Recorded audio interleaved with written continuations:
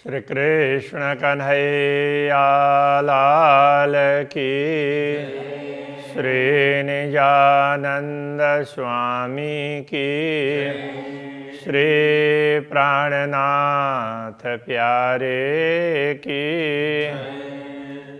दिल में तू पाइए मंगाइए पण तू मुंजी रूह के गालियों जे मिठियो सुनाइए मुँह जे मिठियों सुनाइए मों। श्री कृष्ण कन्हैया लाल की। प्रार्थना का प्रसंग चल रहा है। सब कुछ आप ही कर रहे हैं, तो आप मुझे मधुर मधुर वचन सुना दें। ते चाहिए कर सुनाइए, सब उम्मीदों तो हथ। ते चाहिए कर सुनाइए, आप चाह कर सुनाएं। चाहिए कर कहने का तात्पर्य चाह, आप चाह कर सुनाएं। सब उम्मीदों तो हथ, सारी अभिलाषाएं तो आपके ही तो हाथ में हैं। हमारी अभिलाषा पूर्ण करने वाले आप ही हैं, प्रकट करवाने वाले भी आप ही हैं, सब आपके ही हाथ में हैं। धनी मुहजे धाम जा, तू सबने गाले समरथ। धनी मुहजे धाम जा, हे धनी मुहजे धाम जा, मेरे धाम के, हे मेरे धाम के धनी, तू सबने गाले समर्थ। आप सब बातों पर समर्थ हैं। कहने का तात्पर्य आप सर्व प्रकारेण समर्थ हैं, सब प्रकार से समर्थ हैं।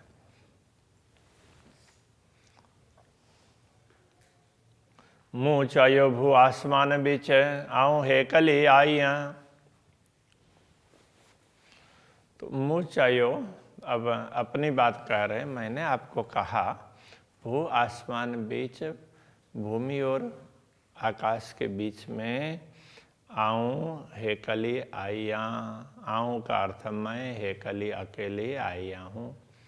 मैंने आपको कहा कि मैं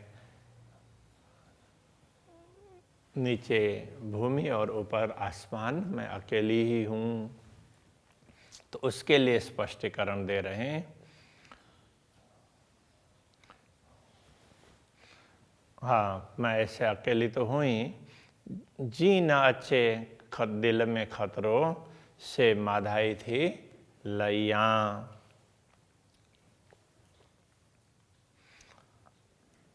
जी न अच्छे दिल में खतरो, दिल में कोई खतरा ना हो। खतरा का अर्थ भय, दिल में किसी प्रकार का भय उत्पन्न ना हो, न अच्छे ना आए।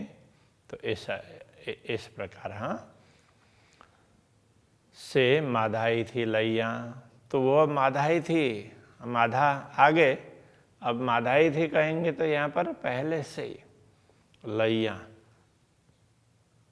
तो पहले से ही मैं ध्यान रख रही, पहले से ले रही हूँ। तो कहने का तात्पर्य यह है कि मैंने आपको कहा कि मैं अकेली हूँ, तो उसके लिए कह रहे हैं कि मेरे मन में किसी प्रकार का भय ना रहे, इसके लिए मैं उस भय को पहले से ही दूर करना चाहती हूँ। तो दूसरे कोई, अब आगे भी कहेंगे, जो आत्माएं जाग गई हैं वो दूसरी है ही नहीं। तो इसलिए आप ही हैं, बस आपको ही सब कुछ करना है, दूसरा तो कोई है ही नहीं। तो ये कहना चाह रहे हैं। बीरुए हिन अरस ज्यों, सेता आजी ज पाणे। बीयू रूहे हिन अरस ज्यों, हिन अरस ज्यों, इस परम धाम के बीयू रूहें दूसरी आत्माएं। अब यहाँ बार बार इस परम धाम की आती है ना, तो परम धाम के भाव से कह रहे हैं, मैं धाम में हूँ, इस भाव से कह रहे हैं। इसलिए तो मूल मिलाव में राज्य के समक्ष तो स्वयं को मान करके कह रहे हैं कि हम आपके सामने और एक तरफ हम कहाँ कितने दूर उसमें हो रहे हैं। तो ऐसे अखंड दिव्य धाम की आत्माएं तो दूसरी आत्माएं, मतलब यह कहने का तात्पर्य दिव्य परम धाम की दूसरी आत्माएं उनकी क्या स्थिति है। मुझे तो अकेलेपन का अनुभव हो रहा है। तो कह रहे हैं शेता आजीज पाणे, शेता वे तो पाणे स्वयं आजीज असहाय हैं। तो स्वयं को असहाय समझ रही है, किसको क्या करे कुछ उनको पता ही नहीं है। तो इस प्रकार से असहाय, हाँ, उनको स्वयं के विषय में भी पता नहीं है, धामधनी के विषय में भी पता नहीं है। इसलिए हे मंज रुअन रातों डिया, रूहन और रुअन दोनों में फर्क है, हाँ, ये ध्यान रखना। अब यहाँ रूहन तो कम ही आएगा सिंधी में, तो दूसरी जगह पर रोहन कहीं आया हो। तो ये रुअन है, ये रोने अर्थ में है। हे मंज रुअन रातों डिया, हे मंज मतलब इसमें, यहाँ इस दुनिया में, हे इस मंज बीच में, तो इस खेल के बीच में, इस दुनिया में रातों डिया रुअन, रात दिन रो रही हैं वो आत्माएं। मुंजी रूहड़ी थी जाने, अब ये थी जाने, तो ये रूहड़ी और थी हो सकता है वो एक साथ में, उसमें वो प्रिंटिंग मिस्टेक है, उसमें स्पेस होना चाहिए। तो ये मुंजी रूहड़ी जाने थी, ऐसा है। मुंजी रूहड़ी मेरी आत्मा जाने थी, जानती है। अब यहाँ पाणे और जाने प्रास मिलाना है ना, इसलिए थी को पहले रख दिया। ऐसा होता है जब कोई भी श्लोक बनाते हैं, संस्कृत में भी श्लोक में ऐसे ही आगे पीछे होता है। तो इसी प्रकार दूसरी भाषाओं में भी, कुछ भाषाओं में होता है, तो सिंधी में भी होता होगा। तो मुंजी रूहड़ी, रूहड़ी जाने थी। रूहड़ी यहाँ रूह आत्मा और रूहड़ी जैसे गाम का गामड़ो बोलते हैं, तो इस प्रकार से रूह का रूहड़ी। तो मेरी आत्मा जाने थी, इस बात को समझती है। तो ये क्या कहना चाह रहे हैं, तो मुझे तो थोड़ा बहुत ख्याल है, इसलिए मैं आपसे प्रार्थना कर रही हूँ। दूसरी आत्माएं तो ये प्रार्थना भी नहीं कर सकती हैं, तो वो तो स्वयं को असहाय समझ रहे, किससे प्रार्थना करें, आपकी पहचान नहीं है। तो ये कहना चाह रहे हैं, जेव आई नारी यहाँ रोहा नाडू पसी जो हाल, जे का अर्थ जो, आऊँ मैं नारियाँ देखती हूँ अथवा देख रही हूँ, इस अर्थ में। रोहन अड्डू आत्मा की ओर, अड्डू तरफ, और मैं इन आत्माओं की ओर देखूं तो क्या लगता है, पश्ची इन जो हाल, इनके हाल को देख करके, पश्ची देख कर, इन जो हाल, इनके हाल को देख करके कैसा लगता है। रुअन अचे मुँह के, मुँह के, तो मुझे रोवन अचे, रोना आता है, मुझे भी रोना आता है। इनकी ओर मैं देखूं, इनकी दुर्दशा को देख करके मुझे भी रोना आता है। से तो जाने नूर जमाल, तो हे पूर्ण ब्रह्म परमात्मा, आप उसको तो जानते ही हैं मेरे दिल में क्या व्यथा है।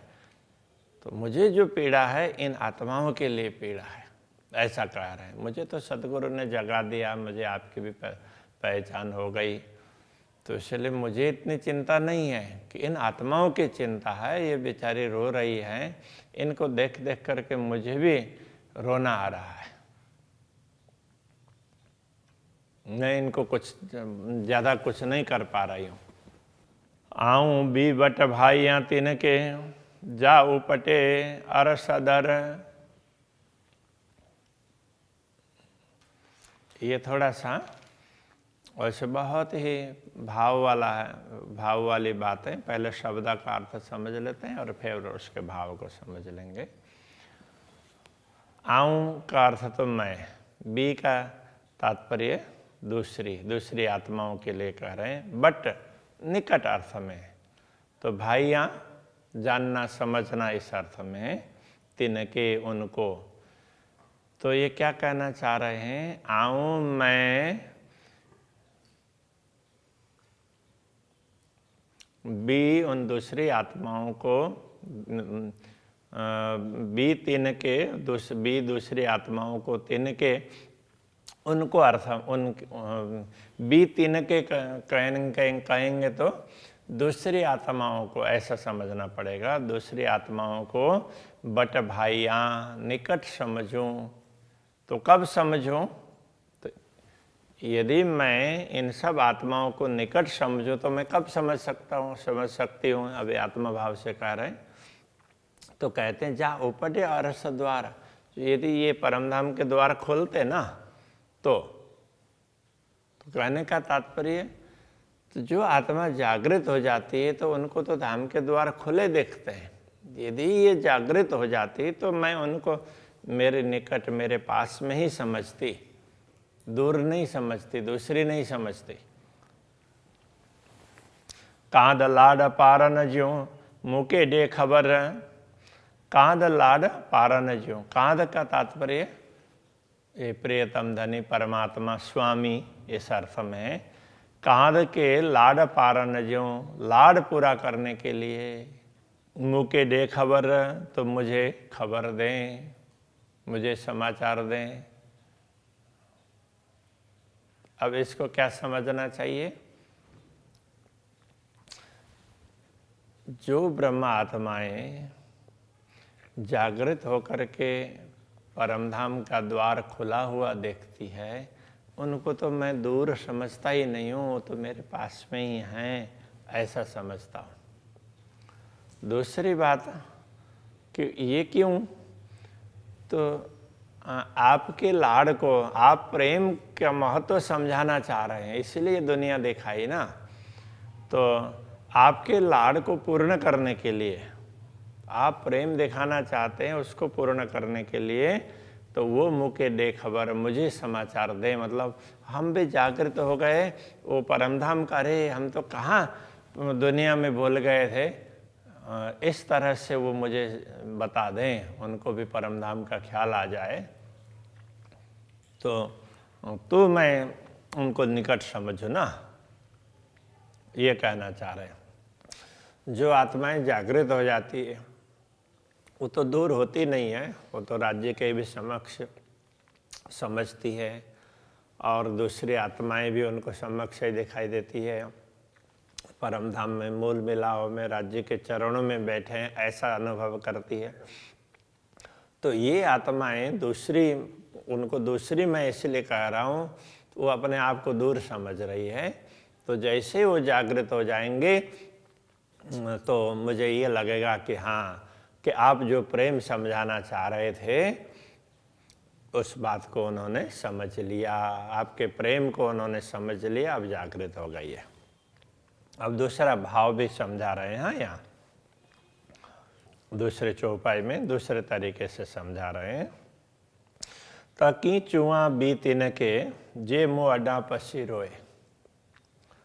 त का अर्थ तो की, क्यों अथवा कैसे, चुआ कहूँ, बी तिनके, बी दूसरे तिनके उनको, उन आत्माओं को दूसरी मैं कैसे कहूँ, जे मुँह अड्डा मेरी ओर पसी देखकर रो रही है, मेरी ओर देखकर रो रही है। कहने का तात्पर्य, तो मेरे से वो अपेक्षा रख रही है, ये जगा दे।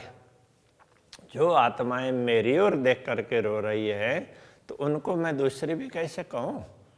जिनको कुछ पता ही नहीं है तो उनके लिए तो दूसरे कह सकते हैं, किंतु वो मुझे जगाने के लिए मुझसे वो जगाने की अपेक्षा रख रही है, तो उनको मैं दूसरी भी कैसे कहूँ जो मेरी ओर देख करके रो रही है। ये कहने का तात्पर्य ये है, हाँ, मेरी ओर देख कर रो रही है, वो दूसरी, उनको दूसरी कैसे कहूँ, तो वो मुझसे अपेक्षा रख रही है, तो इसलिए मुझे तो उनको अपनी समझ करके जगाना पड़ेगा। तो चुआ थी हे कली मुँह बट भी न कोय, इसलिए मैं कह रही हूँ तो चुआ थी तभी मैं कहती हूँ हे कली अकेली, मैं अकेली हूँ, क्योंकि ये तो मेरी हैं, इनको पता नहीं है, ये तो मेरी है, मेरी ओर राह देख करके बैठी है, दूसरी नहीं है। मुँह बट भी न कोय, मुँह बट मेरे पास, भी न कोई, दूसरी कोई भी नहीं है, सब मेरी है। तो अब ये कौन कह रहा है? तो ये तो श्यामा जी ऐसा कह सकती है ना, दूसरी आत्माएं नहीं है तो मेरे ही अंग में है ना। तो ये श्यामा जी का भाव है, इस प्रकार से कह रहे हैं। श्यामा जी राज्य से प्रार्थना कर रही हो ना, तो इस प्रकार का ये भाव है। तो श्यामा जी ब्रह्मा आत्माओं को दूसरे नहीं कहेगी।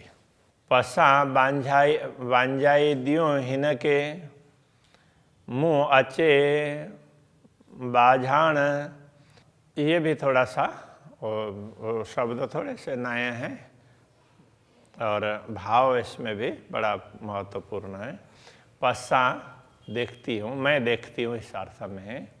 बांझाइयों हिनके, हिनके इनको बांझाई दियो, तड़पती हुई देखती हूँ, ये बहुत व्याकुल हो रही है। तो इनको व्याकुल होती हुई देख करके मुँह अचे बाझाण, तो मुँह अचे मुझे भी आता है, बाझाण तड़पन मुझे भी तड़प होती है। इनको तड़पती हुई देख करके, इनको व्याकुल देख करके मुझे भी व्याकुलता आती है, ये कहना चाह रहे हैं। ईदर ओढ़ी कांध अड्डू, थेयम बदंती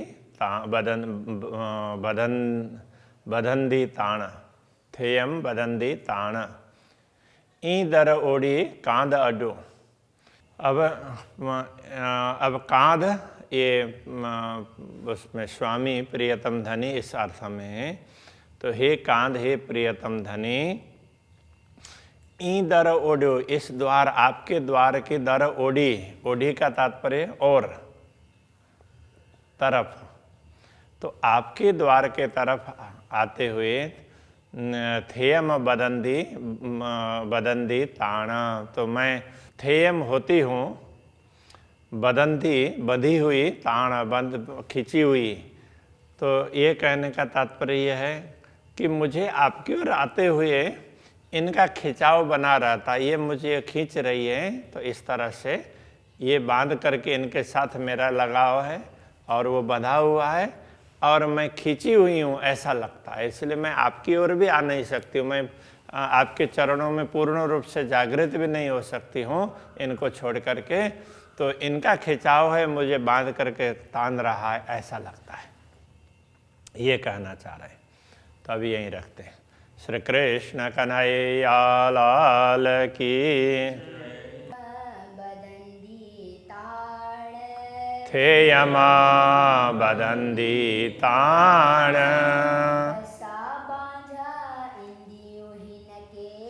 पसा बांझा इंदियो हिनके, मुँह अचे बाझाण, ईदर ओढ़ी कांध अडू,